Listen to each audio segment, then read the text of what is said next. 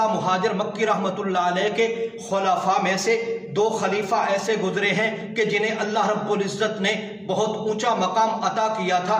ایک کا نام مولانا قاسم ننوتوی ہے اور دوسرے کا نام پیر سید مہر علی شاہ صاحب گولڑوی ہے۔ یہ اللہ رب العزت نے ان دونوں حضرات کو بہت اونچا مقام عطا کیا تھا۔ یہ دونوں مستجاب الدعوات تھے۔ جب اللہ رب العزت کی بارگاہ میں ہاتھ اٹھاتے تھے تو اللہ رب العزت ان کی دعا کو رد نہیں فرمایا کرتے تھے۔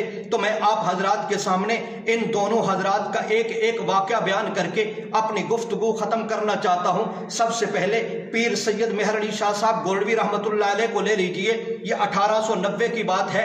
ابھی تک مرزا قادیانی نے نبوت کا دعویٰ نہیں کیا تھا۔ نبوت کے دعویٰ کرنے سے پہلے اس بدبخت نے مہدی ہونے کا دعویٰ بھی کیا، اس نے مسیح ہونے کا دعویٰ بھی کیا، اس نے مجدد ہونے کا دعویٰ بھی کیا۔ تو میں عرض کر رہا تھا 1890 کی بات ہے۔ پیر سید مہر علی شاہ صاحب گولڑوی رحمتullah علیہ حجاز مقدس کا سفر کی تیاری کر لیتے ہیں اور فیصلہ یہ کیا کہ مدینہ منورہ کے اندر پہنچ کر آپ صلی اللہ علیہ وسلم کے روضہ اقدس پہ پہنچوں گا، درود و سلام پڑھوں گا، اور اس کے بعد زندگی کے بقیہ جو ایام ہیں وہ ہمیشہ ہمیشہ کے لیے میں مدینہ منورہ کے اندر گزاروں گا۔ روضہ اقدس پہ پہنچے، درود و سلام پڑھا، فارغ ہوئے۔ اب فیصلہ تو کر لیا تھا کہ میں ہمیشہ ہمیشہ بقیہ زندگی کے ایام یہاں گزاروں گا۔ چند دن گزرے تھے، یہی پیر مہر علی شاہ صاحب گولڑوی رحمتullah علیہ رات کا وقت ہے، آرام فرما رہے ہیں۔ خواب میں آپ صلی اللہ علیہ وسلم کی زیارت ہوتی ہے۔ حضور علیہ الصلوۃ والسلام نے فرمایا، اے مہر علی، تو یہاں خاموشی کے ساتھ بیٹھ گیا ہے۔ ہندوستان کے اندر مرزا قادیانی نے میری حدیثوں کو تعویلات کی کینچی سے ٹکڑے ٹکڑے کر کے رکھ دیے ہیں۔ ہندوستان کا سفر کرو اور جا کے میری حدیثوں کا دفاع کرو، فتنہ قادیانیت کا تعاقب کرو۔ اب آئیے ذرا توجہ کیجئے، پیر مہر علی شاہ صاحب گولڑوی رحمتullah علیہ حجاز مقدس سے ہندوستان کا سفر کرتے ہیں۔ اب یہاں اس بات کا اندازہ لگائیے کہ آپ صلی اللہ علیہ وسلم جب اپنے کسی امتی کو کسی کام کا حکم دیتے ہیں وہ کام معمولی نہیں ہوا کرتا، وہ اعلیٰ و عرفہ کام ہوتا ہے۔ اب آپ دیکھیں مسجد نبوی کے اندر اگر ایک نماز اکیلے پڑھیں تو 50,000 نماز کا ثواب ملتا ہے، جماعت کے ساتھ پڑھیں تو 27 گنا اضافہ ہو جاتا ہے۔ مسجد حرام کے اندر آپ اکیلے نماز پڑھیں تو اکیلے نماز پڑھنے کا ثواب 1 لاکھ نماز پڑھنے کا ثواب ہے۔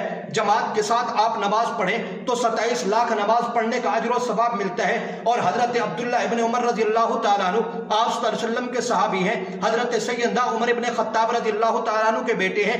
وہ حضور علیہ الصلوۃ والسلام سے ایک حدیث روایت کرتے ہیں کہ آپ صلی اللہ علیہ وسلم نے کیا فرمایا، جس کا مفہوم یہ ہے کہ جو شخص اس بات کی قوت اور طاقت رکھتا ہو کہ مدینہ منورہ میں مرنا چاہتا ہو تو پھر مدینے کا سفر کرے اور مدینہ منورہ کے اندر مرے تو کل قیامت کے دن میں محمد الرسول اللہ صلی اللہ علیہ وسلم اس کی شفاعت کروں گا اور اس کی انگلی پکڑ کر اسے جنت کے اندر لے جاؤں گا۔ اب آئیے ذرا توجہ کیجئے، حضرت پیر مہر علی شاہ صاحب گولڑوی رحمتullah علیہ ہندوستان کا سفر کر کے مدینہ منورہ کی موت مانگنا چاہتے ہیں، مدینہ میں مرنا چاہتے ہیں، لیکن آپ علیہ الصلوۃ والسلام نے حکم دیا آپ نے مدینہ منورہ کے اندر نہیں رہنا، آپ نے ہندوستان میں جانا ہے۔ اب جس کام کی ڈیوٹی آپ علیہ الصلوۃ والسلام لگا رہے ہیں وہ کوئی معمولی کام نہیں، وہ عقیدہ ختم نبوت کا تحفظ اور دفاع ہے۔ تو معلوم یہ ہوا عقیدہ ختم نبوت کے تحفظ اور دفاع کے لیے جو مجاہد کام کرتا ہے اسے جو اجر و ثواب ملتا ہے 50,000 نیکیوں سے بھی زیادہ ملتا ہے، 1 لاکھ نیکیوں سے بھی زیادہ ملتا ہے۔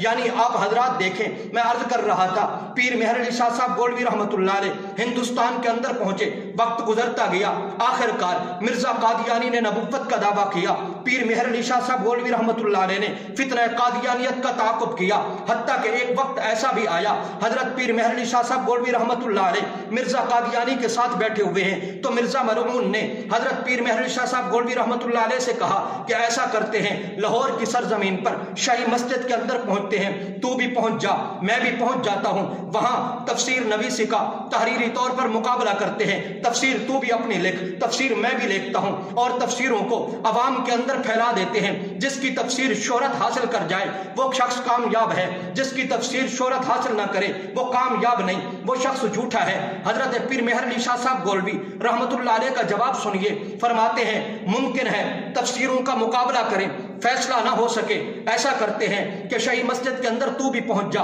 شاہی مسجد کے اندر میں بھی پہنچ جاتا ہوں، تو بھی اپنے سامنے कागज रख, मैं भी अपने सामने कागज रखता हूँ, कागज पे कलम तू भी रख, कागज पे कलम मैं भी रखता हूँ। जिसका कलम खुद बखुद लिखने लग जाए वो सच्चा है, जिसका कलम ना लिखे तो वो झूठा है। इसी तरीके से फरमाया अगर तू ऐसा करने के लिए भी तैयार नहीं तो फिर दूसरा तरीका यह है, शही मस्जिद के मीनार पर तू भी चढ़ जा, शही मस्जिद के मीनार पर मैं भी चढ़ जाता हूँ, छलांग तू भी लगा, छलांग मैं भी लगाता हूँ। जो मर जाए वो झूठा, जो बच जाए सच्चा। लेकिन मिर्जा कादियानी दुम दबाकर भाग गया, ऐसे गायब हुआ कि ऐसे लगता था कि मिर्जा कादियानी इस दुनिया से रवाना होकर जहन्नम के अंदर पहुंच चुका है। गिरामी कदर सामीन, मैं अर्ज कर रहा था फितना कादियानियत का पीर मेहर अली शाह साहब गौलवी रहमतुल्लाह अलैह ने डटकर मुकाबला किया।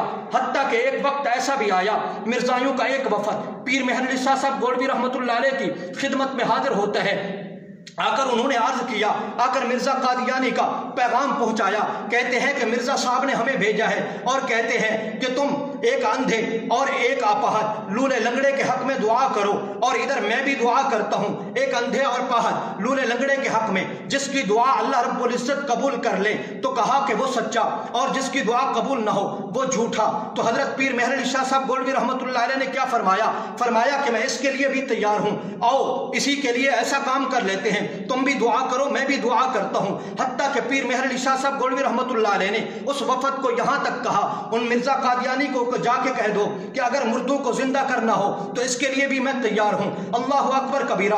गिरामी कदर सामीन, ये कोई मामूली बात नहीं थी। पीर मेहर अली शाह साहब गौलवी रहमतुल्लाह अलैह ने क्या फरमाया? लोगों मैं तुम्हें क्या बताऊं, ये मैंने जो इनके साथ मुकाबले का चैलेंज किया था, मैंने आप अलैहिस्सलातु वस्सलाम की खत्म नबुव्वत के तहफ़्फ़ुज़ और दिफा के लिए ये मैं काम कर रहा था। मुझे पूरा यकीन था जिस बात का मैं मिर्जा कादियानी को चैलेंज कर रहा हूं, अल्लाह मुझे आप अलैहिस्सलातु वस्सलाम के सदके फतह और कामयाबी से सरफराज फरमाएगा, कभी मैं नाकाम नहीं लौटूंगा, अल्लाह मेरी जरूर मदद करेंगे।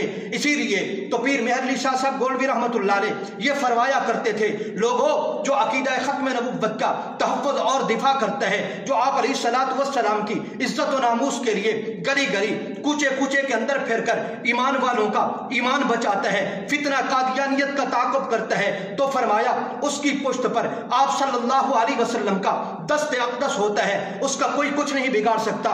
जब ऐसा आदमी दुआ करता है अल्लाह रब्बुल इज्जत उसकी दुआ को रद्द नहीं फरमाते थे। तो गिरामी कदर सामीन, मैं अर्ज कर रहा था कि एक तो ये पीर मेहर अली शाह साहब गौलवी रहमतुल्लाह अलैह हैं जो अकीदा खत्म नबुव्वत के तहफ़्फ़ुज़ और दिफा के लिए काम कर रहे हैं और मिर्जा कादियानी को चैलेंज कर रहे हैं, और चैलेंज भी ऐसा किया कि जो नामुमकिनात में से है। लेकिन पीर मेहर अली शाह साहब गौलवी रहमतुल्लाह अलैह कहते हैं अकीदा खत्म नबुव्वत का काम कर रहा हूं, आप अलैहिस्सलातु वस्सलाम की इज्जत और नामूस का काम कर रहा हूं, कभी अल्लाह रब्बुल इज्जत मुझे नाकाम नहीं लौटेंगे। आप अलैहिस्सलातु वस्सलाम के सिदके जो मैंने दरखास्त की है, जो मैंने चैलेंज किया है, अल्लाह रब्बुल इज्जत उसके अंदर मुझे कामयाब करेंगे, कभी नाकाम नहीं करेंगे। तो एक वाकया तो पीर मेहर अली शाह साहब गौलवी का है। गिरामी कदर सामीन, दूसरा खलीफा हजरत मौलाना कासिम ननौतवी रहमतुल्लाह अलैह थे। ये कद के छोटे थे लेकिन इल्म के पहाड़ थे। उलमा ने लिखा है अल्लाह रब्बुल इज्जत ने इन्हें इतना बड़ा इल्म अता किया था कि अगर इनके इल्म को किसी पहाड़ पर रख दिया जाता तो पहाड़ भी रेजा रेजा हो जाता। अल्लाह अकबर कबीरा। अपने इलाके के अंदर रसूमात बिदआत का इन्होंने डटकर मुकाबला किया। अब जो लोग रसूमात बिदआत के अंदर मुब्तला थे वो मौका की तलाश के अंदर थे कि हमें कोई मौका मिले, भरे मजमे के अंदर मौलाना कासिम ननौतवी की तौहीन करेंगे, मौलाना कासिम ननौतवी को भरे मजमे के अंदर जलील और रुस्वा करेंगे। लेकिन अल्लाह रब्बुल इज्जत अपने वलियों को रुस्वाई से बचाता है, जिल्लत से बचाता है। एक वक्त ऐसा भी आया कि ये सारे के सारे रसूमात और बिदात के अंदर जो लोग मुब्तला थे, इन्होंने आपस में फैसला किया एक आदमी को नकली मुर्दा बनाकर उसको बिस्तर पर लिटा देते हैं, चारपाई पर लिटा देते हैं और मौलाना कासिम ननौतवी के पास चलते हैं। उनको कहते हैं ये जाने वाले ने ये नसीहत की थी, जाने वाले ने ये वसीयत की थी कि जब मैं इस दुनिया से रुखसत हूं तो मेरा जनाजा मौलाना कासिम ननौतवी पढ़ाए। और इस झूठी मैयत को इन्होंने कह रखा था कि जब कासिम ननौतवी तकबीर कहे तो तुमने उठ के खड़े हो जाना है। भरे मजमे के अंदर कासिम ननौतवी जलील होगा, भरे मजमे के अंदर कासिम ननौतवी की बेइज्जती होगी। गिरामी कदर सामीन, फैसला हो गया। अब ये चले हैं मौलाना कासिम ननौतवी रहमतुल्लाह अलैह के पास, जाकर कहने लगे हजरत हमारा एक आदमी इस दुनिया से रुखसत हुआ, दुनिया से रुखसत होने ہونے سے پہلے اس کی ایک وصیت تھی. وہ وصیت یہ تھی کہ جب میں اس دنیا سے رخصت ہوں تو میرا جنازہ قاسم نانوتوی پڑھائے. حضرت مولانا قاسم نانوتوی نے شروع میں تو انکار کر دیا، لیکن بار بار یہ درخواست کر رہے تھے. تو مولانا قاسم نانوتوی نے کہا ٹھیک ہے چلو. گرامی قدر سامعین، آگے ہزاروں کا مجمع ہے، میت کو آگے رکھا گیا. اب میت تو ہے نقلی، اصلی تو ہے نہیں. اب یہ اس انتظار میں ہے کہ جس وقت مولانا قاسم نانوتوی پہلی تکبیر کہے گا تو مردہ اٹھ کر کھڑا ہوگا، بھرے مجمع کے اندر بےزتی ہوگی، قاسم نانوتوی ذلیل ہوگا. اللہ اکبر کبیرہ. میں نے عرض کیا اللہ رب العزت اپنے ولی کو، اپنے دوست کو مجمع کے اندر ذلیل نہیں کرنا چاہتا. آئیے ذرا دیکھیے، مجمع صفے باندھ کے کھڑا ہوا ہے، مولانا قاسم نانوتوی آ گیا ہے، میت لیٹی ہوئی ہے چارپائی پر. ہے تو یہ جھوٹا، مرا تو تھا نہیں. مولانا قاسم نانوتوی رحمۃ اللہ علیہ نے فرمایا بھائی اس میت کے ورثاء کون ہیں؟ ورثاء سامنے آ گئے. مولانا قاسم نانوتوی رحمۃ اللہ علیہ فرماتے ہیں بھائی یہ آپ کے رشتہ دار ہے. جی ہمارا رشتہ دار ہے. کہا اجازت ہے میں جنازہ پڑھا سکتا ہوں؟ انہوں نے کہا اجازت ہے.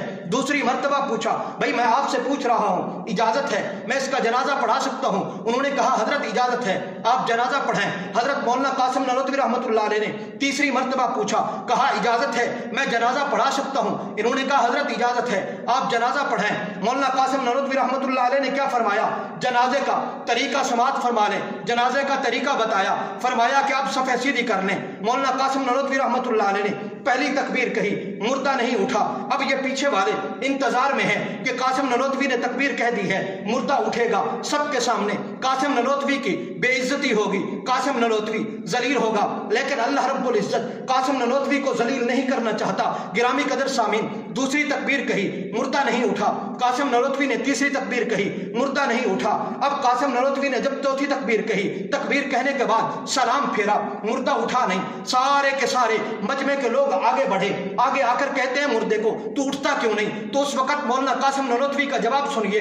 کہا کہ اب یہ اس دن اٹھے گا جب سارے اٹھیں گے. تو اس وقت یہ مر چکا تھا. تو میں عرض کر رہا تھا اللہ اپنے ولی کو کبھی کسی کے سامنے ذلیل نہیں ہونے دیتا. تو یہ دو خلفاء ہیں، ایک کا نام پیر مہر علی شاہ صاحب گولوی ہے، دوسرے کا نام مولانا قاسم نانوتوی ہے. پیر مہر علی شاہ صاحب گولوی رحمۃ اللہ علیہ کا واقعہ بھی آپ نے سماعت کیا، حضرت مولانا قاسم نانوتوی کا آپ نے واقعہ سماعت کیا. یہ حاجی امداد اللہ مہاجر مکی رحمۃ اللہ علیہ کے دونوں خلیفہ ہیں. اللہ کے ہاں ان کا مقام بہت اونچا تھا. اللہ رب العزت نے ان کو مستجاب الدعوات بنایا تھا اور اللہ کے ہاں ان کا مقام بہت اونچا تھا.